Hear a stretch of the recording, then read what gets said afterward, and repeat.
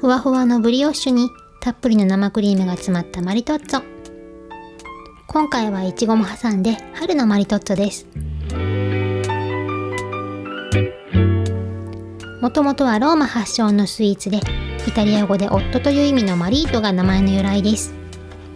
昔は女性が男性の胃袋をつかむために作ったり、クリームに指輪を差し込んでプレゼントしたりしたそうです。愛を伝えるロマンチックなスイーツですね。日本では数年前に大阪のとあるパン屋さんが売り出したのが初めてと言われています。ここ数年、今年はマリトッツォのブームが来ると言われていましたが、タピオカのような爆発的ブームはまだ来ていないようですね。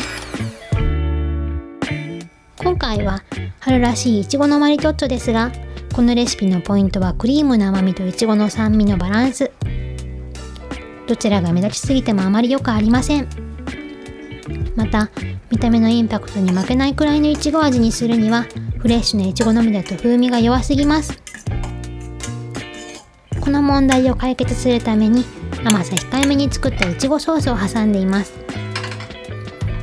簡単にするために市販のいちごジャムも試してみましたが、甘みが強すぎて悪目立ちしてしまいました。また、プレーンなマリトッツォにはクリームにオレンジの風味がついているものもあります。ですが、いちごを挟むクリームにオレンジゼストやオレンジピールを入れると、お互いが邪魔をする上、ブリオッシュとの一体感がありません。なので、いちごとの相性も考えて、ブリオッシュにレモンの皮を入れることで、ほんのり柑橘の香りがありながらも、いちごをしっかり感じられるようにしています。みずみずしいフレッシュないちご、ほんのり柑橘が香るブリオッシュ、いちごの味を強化する甘さ控えめソース、これらをつなぐ生クリームはあくまでも真っ白に。どれが欠けても最高のバランスは生まれません。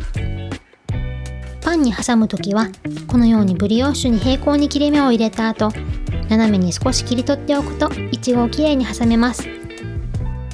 パンを半分にカットしてサンドする方法もありますが、クリームがパンパンに詰まっている方がマリトッツォらしいと思うので、私は切れ込みを入れてクリームを詰めた方が好みです。ちなみに、指輪を差し込んで婚約者にプレゼントする日は3月の第1金曜日らしいです。プロポーズの予定がある方はホワイトデー代わりにいかがでしょうか。